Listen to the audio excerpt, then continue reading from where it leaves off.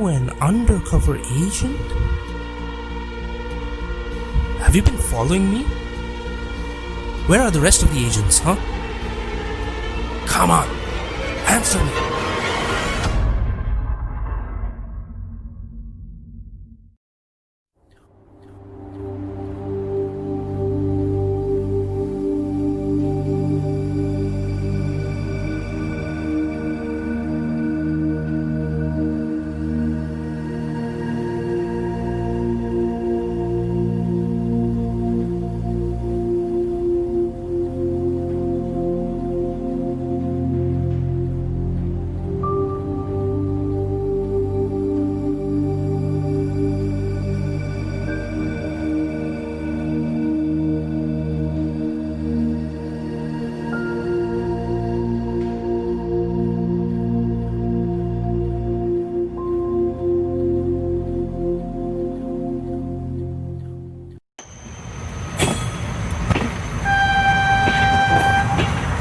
No, I'm not an undercover agent, and definitely I don't want to go behind bars by trailing a powerful personality like you. Her eyes were sparkling with that little touch of naughtiness, whereas mine were full of anxiety. With every passing minute, my patience was slowly running out. To break the silence of the moment, she finally spoke.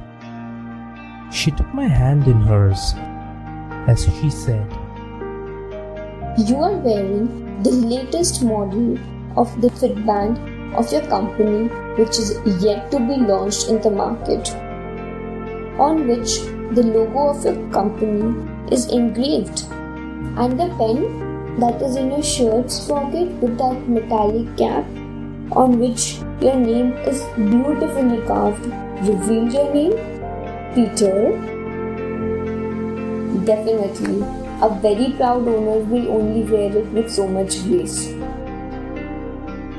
I raised both my brows in amazement. So, you see, it wasn't so difficult to reveal your identity.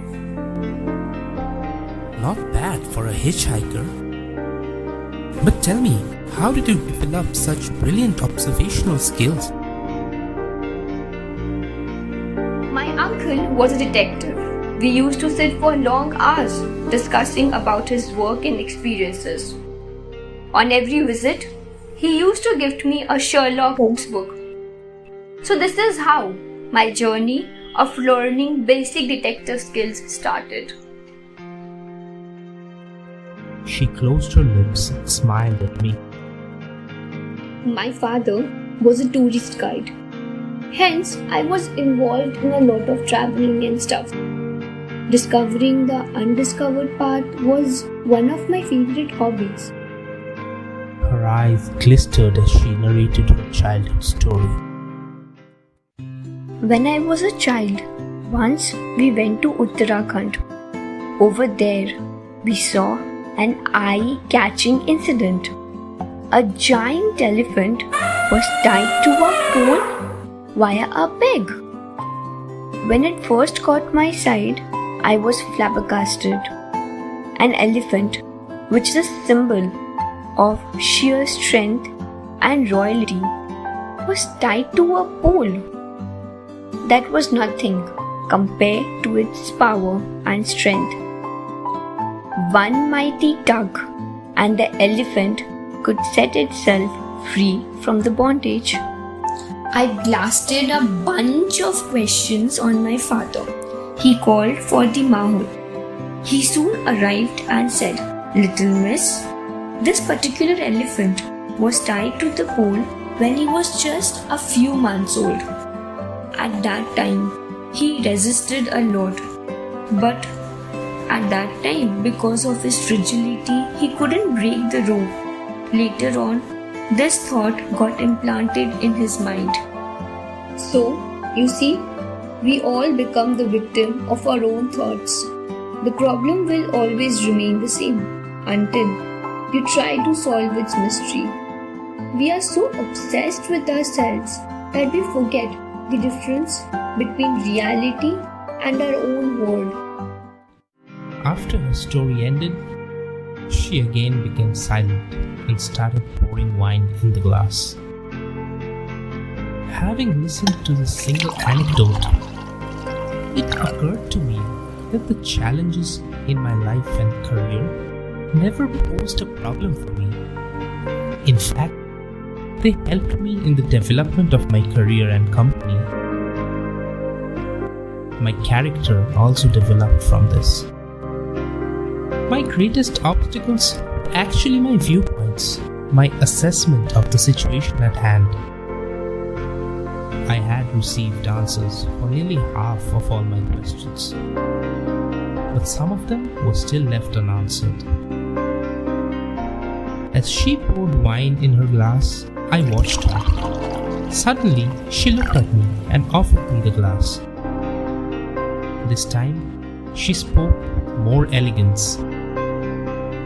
She explained how the sun sets and rises every day, but never complains about it. Discipline is the essence of life, she said. I realized how I had only exaggerated the situations and the minor professional challenges for nothing. As she kept speaking those sweet yet enlightening words, I didn't want to interrupt her. I just wanted to listen to her. Life always gives you a second chance to prove yourself. We had just started enjoying our drink when an announcement was made through the compartment's sound system.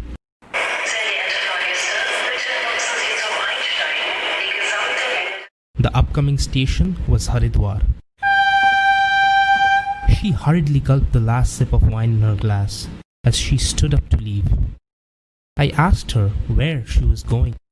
I have to leave. My station will be arriving in a few minutes.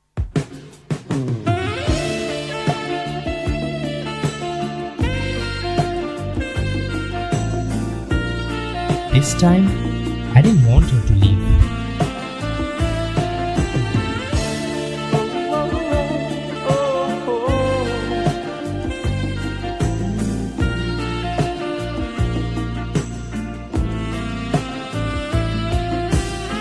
Time is weird.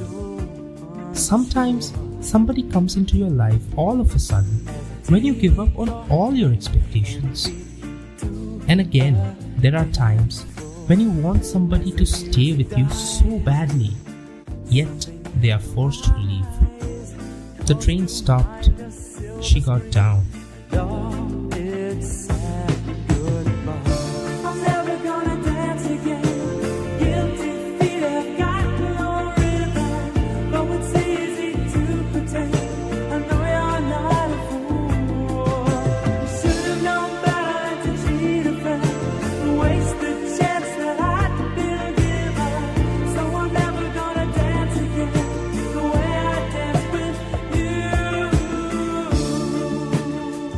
She was waving at me.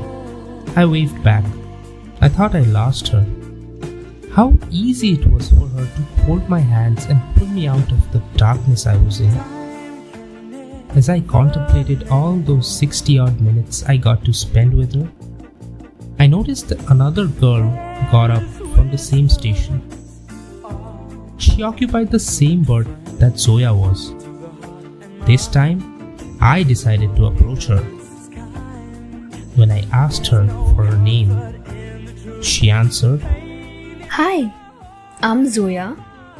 I'm never